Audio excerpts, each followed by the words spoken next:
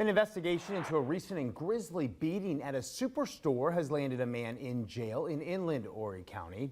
Our Stephen Schlink joins us live in Conway to give us a gut-wrenching recap of this encounter and also share some truly disturbing testimony from that victim. Stephen. Eric, Conway police arrested 27-year-old Jeremiah Harris on Tuesday after they say he brutally attacked and beat a shopper at the Church Street Walmart. Tonight, we're hearing from that shopper, his side of the story for the very first time.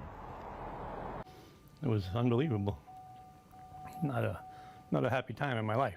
That was Mr. George, a man who wants to keep his last name private as he recounts the moments that have landed him in a hospital bed. Mr. George tells me he and his wife were in the Walmart checkout line on Tuesday afternoon when a simple question asking a fellow shopper which lane he was in led to a violent confrontation. Turning me around, touched me on the shoulder, I turned around and boom, I got hit in the mouth.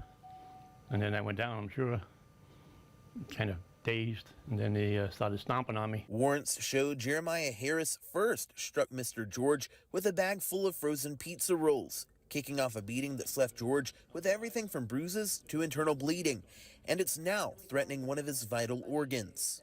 I only have the one kidney, and I might lose this one now because of the incident. And I don't go on dialysis for the rest of my life or try to find a donor or something like that, but we'll have to see how that works out. I've since reached out to Walmart about the attack. A spokesperson said in part, quote, "We are aware of this incident and violence of any kind in our stores cannot be tolerated. We will continue working closely with local law enforcement." Mr. George says he's not sure how long he'll be in the hospital and encourages everyone to be careful because you never know when someone could react this way. As for what he would like to see come of this, For them to go to jail and pay my medical bills that I'm going to have a ton of. Now, those records that we obtained show that Harris is still in jail tonight. He faces a handful of charges, including assault and battery in the 3rd degree, as well as disorderly conduct. Live in Conway, Stephen Schlink, WMBF News. And WMBF News has been the first to share each of those past 2 stories on air with you. You can keep up with our future coverage right now by scanning that QR code on your screen.